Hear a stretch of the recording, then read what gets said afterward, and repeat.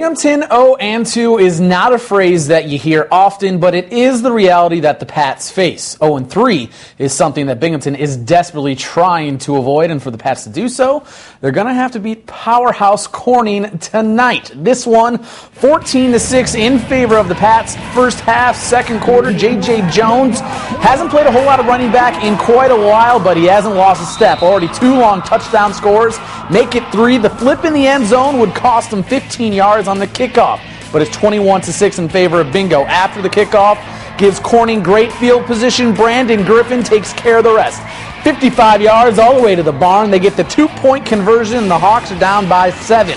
Ensuing drive, the Pats give it right back to JJ. This on the 4th down, though. It's quarterback Andre Yanchevitz going for it. He gets denied at the 1-yard line. Corning, instead of trying to running out the clock, with the quarterback sneak, they fumble, handing off to Griffin. Bingo falls on it, and they get the shocking win, crushing Corning 47-26 in Vestal. Coach Tank Anderson with an interesting choice of wardrobe tonight, rocking the sweater vest and the shorts. Picked this one up second half after 8 straight runs. Vestal scores with who else? John Capwell. Golden Bears lead Little Red 23-13. Following drive, Ithaca trying to answer. Chase Benudo swings it out to Mike Gilmore on the screen, and Gilmore with some nice move gets it close to Vestal territory. Later in the drive, Ithaca going back to the screen. This time Jaden Henderson, but John Capwell comes up with the rip and the recovery. Vestal would lead by 10, but they lose shockingly in the comeback, 33-30. Johnson City's put up a bunch of points this season so far. Tonight, the Wildcats in Windsor, they put up a lot more. First half, after a 3-and-out, a rare 3-and-out by the Wildcats, JC has to punt, but look at the coverage by Dylan Gordon with the smack and possibly a hit of the night nominee. Windsor's first crack at it, not very good. 3rd and long. The Black Knights come up throwing. Ricky Ballas comes up with the INT, which sets up this. The quarterback, Nick Weathers, he's pretty much a great athlete, maybe one of the best in Section 4.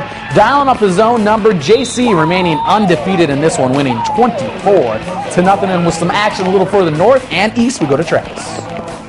Eric, kind of continuing the Friday night frenzy, Shenango Forks had an up-and-down week last week. Monday, the Blue Devils got shut out at home by Green. Saturday, Forks with a bounce-back win against Shenango Valley. Now the question is, which team would show up tonight? Out to the rain-soaked turf of Norwich, and Forks would get a lucky break early. Opening kickoff. We don't show you the opening kickoff very often, except for when things like this happen. Forks able to recover. Joe Fassett jumping on the ball for the Blue Demons, but the drive would be halted right here by another turnover. This time it's Grant Brightman picking it up for the Purple Tornadoes, and then it would be Norwich to strike first. 3 yards out, driving in the second quarter, coming up right here, and Brightman, again, he can do it on defense, does it on offense. 6-0 in the second quarter. Norwich going on to win 27.